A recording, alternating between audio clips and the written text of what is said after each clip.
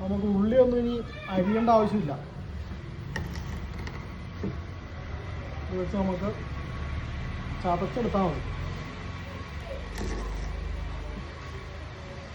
അതുപോലെ ഇഞ്ചി നമുക്ക് ഇങ്ങനെ വെച്ചിട്ട് ചതച്ചിട്ടെടുത്ത് കറിയിലേക്ക് ഇടാം. അതുപോലെ നമുക്ക് ചമ്മന്തിയൊക്കെ ഇടിക്കണമെങ്കിൽ കാന്താരി ഇതെല്ലാം കൂടെ വെച്ച് കഴിഞ്ഞിട്ട് ഇതിനെങ്കിലും ചെറുതായിട്ട് ഇടിക്കണം. നമുക്ക് ഏറ്റവും ഈസി ആയിട്ടുള്ള ഉപയോഗം എന്ന് പറഞ്ഞു കഴിഞ്ഞാൽ വെളുത്തുള്ളി പൊളിക്കാനാണ്. വെളുത്തുള്ളി പൊളിക്കാൻ ഭയങ്കര ബുദ്ധിമുട്ടാണെന്ന് നമുക്കറിയാം.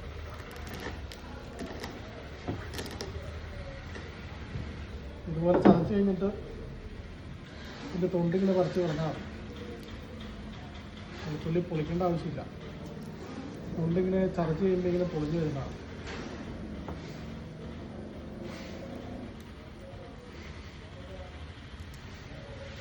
തോലിങ്ങനെ ഈസി ആയിട്ട് പൊളിഞ്ഞ് പോരും.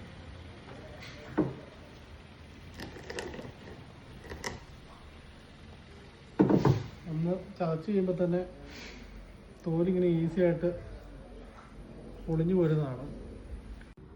അപ്പോൾ ഇതിൻ്റെ മറ്റൊരു ഉപയോഗം എന്ന് പറഞ്ഞു കഴിഞ്ഞാൽ നമ്മുടെ കപ്പ ഇളക്കാനാണ്.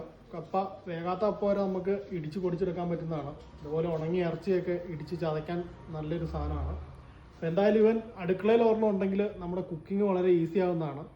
അപ്പോൾ ഇത് ബൾക്കായിട്ട് ആവശ്യമുള്ളവരും സിംഗിളായിട്ട് വേണ്ടവരും നമ്മുടെ കോൺടാക്ട് നമ്പർ താഴെ കൊടുക്കുന്നുണ്ട്. അതിൽ കോൺടാക്ട് ചെയ്തിട്ടുണ്ടെങ്കിൽ ഇന്ത്യയിൽ എവിടെയാണെങ്കിലും നമ്മൾ ക്യാഷ് ഓൺ ഡെലിവറി അവൈലബിൾ ആണ്.